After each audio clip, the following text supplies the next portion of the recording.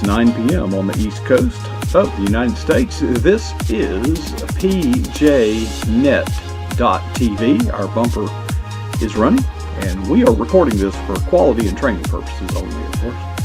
And we are streaming on Facebook, Twitter, and YouTube. We have a guest waiting in our green room.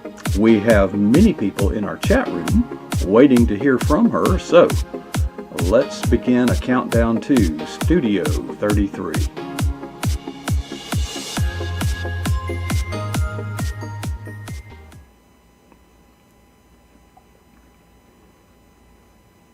Well, good evening and welcome to pjnet.tv.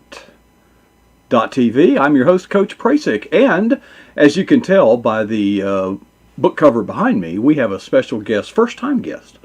I always like first-time guests. The only thing better than a first-time guest is a first-time guest that came back to be a second-time guest. You're probably wondering why the screen is blank, and I don't know. We'll fix that sometime today. DiAnn Mills is here with us to talk about, among other things, the book that she has. I'm a little distracted right now, folks. I want to fix this darn video. I'm determined. Construct our studio. Would you mind sharing? You've only got 87 books. I don't know that we have time to share about all of them, but tell us about your writing journey and how it got started, and we'll go from there while I kind of doctor things up on my end. I got to put a Band-Aid on all the gear that just broke. Okay, well, I started writing, I think I was in the second grade on a Big Chief legal notebook pad, but never seriously until 96, when I felt that God wanted me to write, but to be honest, I had no guts. I was scared to death. And my husband said to me one day, "Stop telling me that someday you're going to write a book.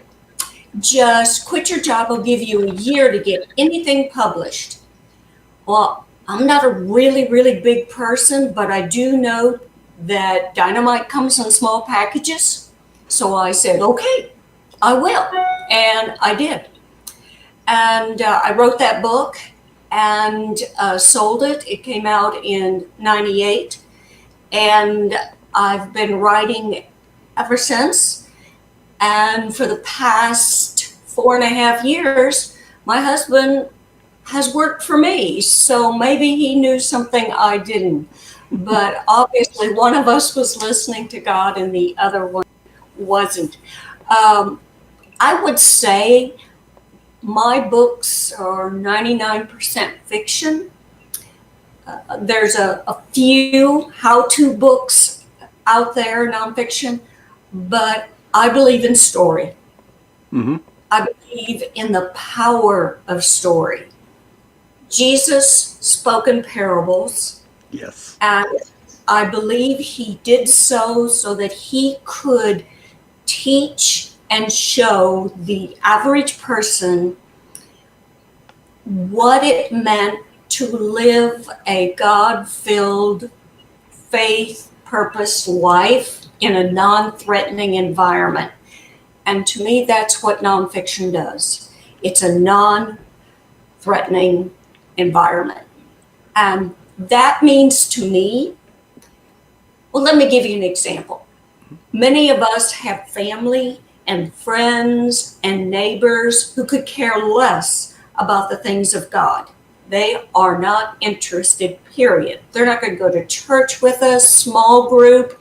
They may hesitate coming to our home because we might pray or say the Jesus word. Mm-hmm. But we can hand that person a novel in which one or more of the characters solve their problems and live their lives from a Christian worldview, and it plants a seed. And so I believe that Christian writers are also farmers because we are planting seeds for the kingdom of God. And that's why I write fiction. I love story. I love showing characters as real as I can possibly make them, walk through the same issues, the same victories, the same ups and downs that we do. And my goal is for that reader to get so lost in that story, to not just read about a character, but be them. And when a writer can accomplish that, oh my goodness, the adventure we can take that reader on. And it fills me with satisfaction. It fills me with joy. I love what I do, and not everyone can say they love what they do. But I can.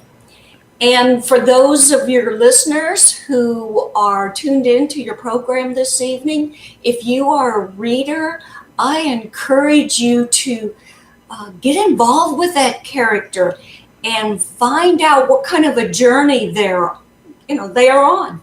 And for those of you who are writers, work harder than you've ever worked in your entire life to bring a story to life. Some of the things that I do every day is to, of course, pray before I turn on my computer, because I want to make sure I get my marching orders right for the day. But read every day in the genre that you're writing in. Read something every day that enhances your craft and sharpens your tools. Read something every day that has something to do with marketing and promotion, and then get out there on your social media platforms and make friends, establish relationships, and just keep the conversation going. Because if there is one thing that I believe in, is that when we get to heaven, God's not going to ask us writers, how many books did you write? What were your sales? That's not going to happen. What's going to happen is, how many people did you impact with my truth? And with that, I'm back to you, Mark. I am so glad to hear you share. I can share that Jesus was a storyteller. Now, we refer to them as parables.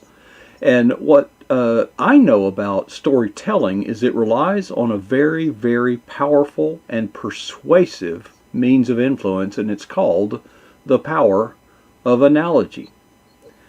Okay, people can relate to an analogy that they could never understand the underlying mechanics of the truth that brought that analogy to be true. Now, there's you and I probably grew up on something called Aesop's Fables. Remember those?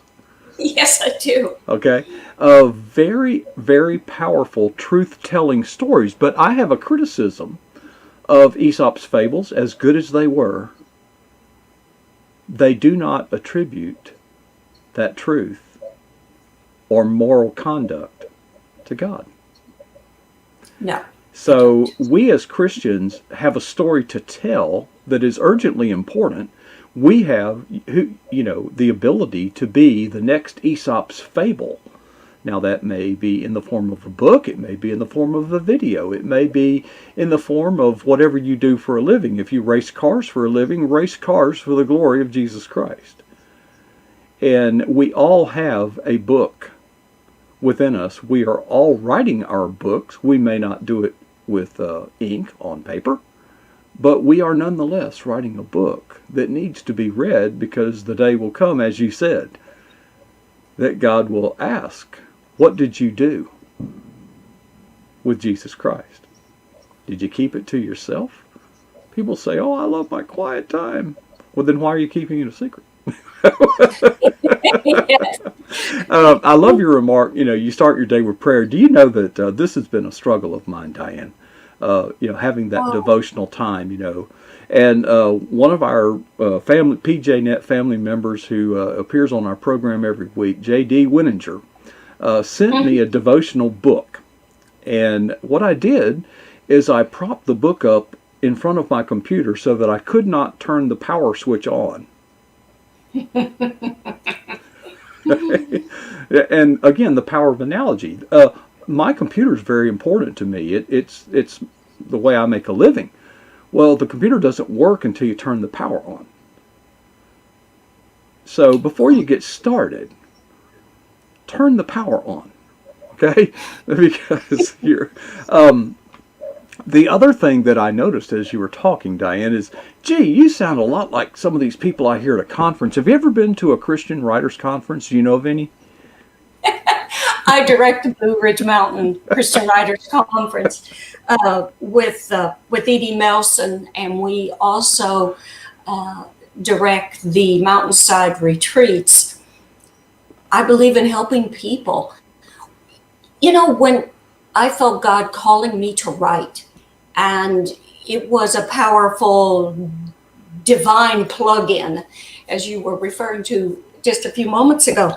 And but one of the things that I felt very, very strongly about, that whatever I learned, I would share with a serious writer. Mm-hmm. And I've always maintained that.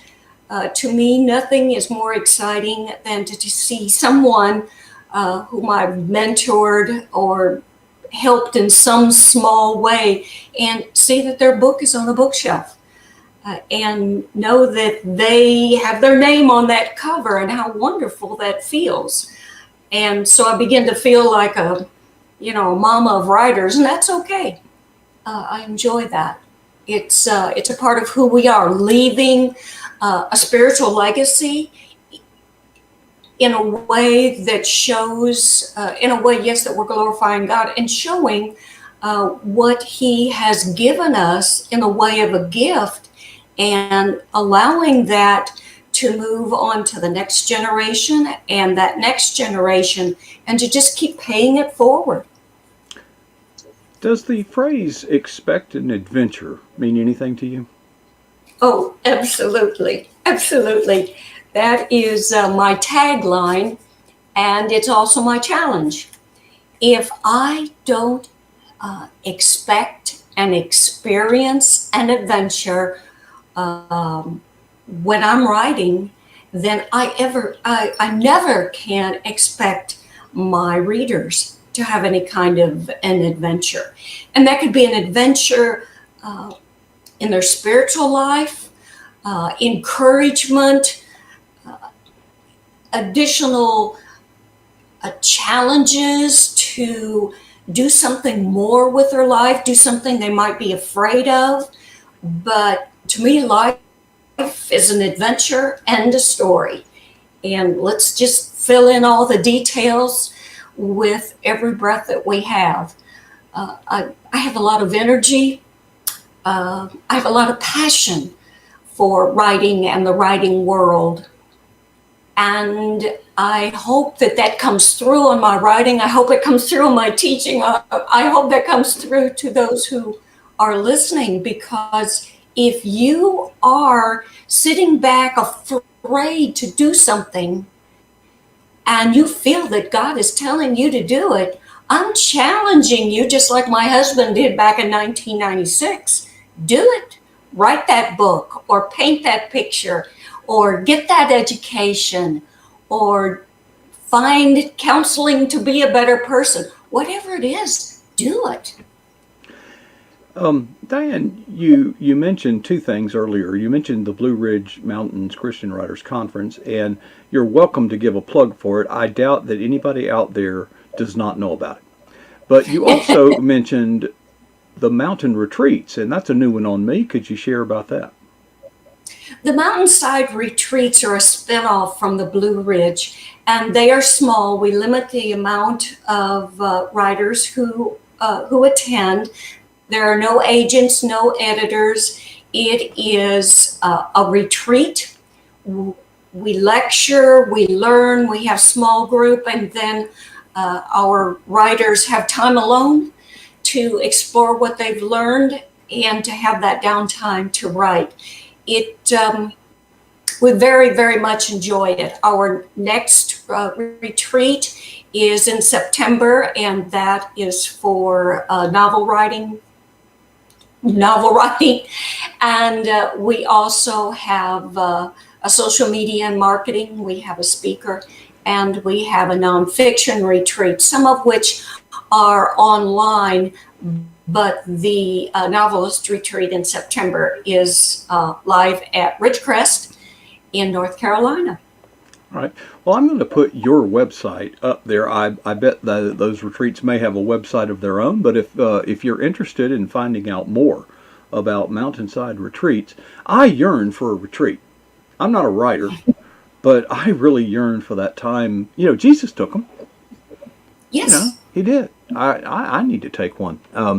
Listen, we've only got a couple of minutes left, and we've put your newest work, the 87th in a, not necessarily a series, but Trace of Doubt, and that is available by pre-order now, but it's coming out.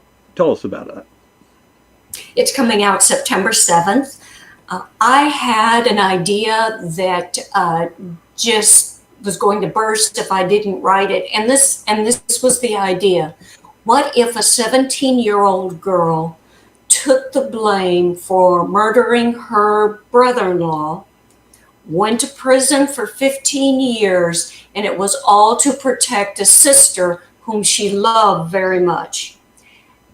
And while I kept thinking about that, thinking about the sacrifice, thinking about love and what all that meant, my mind just kept going deeper and deeper. And what happens when that still a young woman at 32 is released from prison and she has no one but Jesus. And with that, I took her on an adventure. I took her on a journey to, she thinks she's starting her life over, and she is. But God has other plans because he wants the truth to surface. So I'm very excited about this book. Folks, there you see it on the screen. Trace of Doubt will be available early in September. Available for pre-order now, though, right? Yes. Yeah. Let me guess. You can go to Amazon or something and find it. or you can go to DiAnnMills.com on the screen. Well, DiAnn, I'm sorry about whatever happened. It happened so abruptly. I'm sorry, but I'm glad we were able to reconnect. But we've got another guest coming here shortly. You have brought new energy to all of us, and I think that is true of anybody within the sight of your face or the sound of your voice. So we appreciate your energy and enthusiasm, and I appreciate you sharing with us tonight. Oh, and thank you for letting me be a part of this discussion. It's just been a fun time to share faith and purpose. You got it. All right. Well, folks, that was DiAnn Mills, and there you see the view high atop the Eagle's Nest, the broadcast facilities here at pjnet.tv. And I'm going to clear that momentarily because I've actually got a little problem. We had something of an abrupt crash earlier, so there's just nothing on the screen behind me, and I think I'll just leave it that way because I've got to go. But before I go, first, I want to remind you that we're coming back at the bottom of the hour with Casper from the great state of Colorado. He has 3 topics that he wants to share with us tonight, but I have a challenge for you that has helped me in my life. That's why I thought I'd share it with you. It takes the form of 2 questions, and I'd like you to consider asking yourself these questions and be honest with your answer. The first question is this: what is the boldest thing you have ever done for Jesus Christ? Now, I hope you don't have to reflect very long coming up with an answer, but at least you can come up with one, I hope. But the second question, regardless of how quickly you answered the first one, is kind of the gotcha. How long ago was that? Folks, you've just heard DiAnn share that we need to live the adventure of life. Well, an adventure may require courage.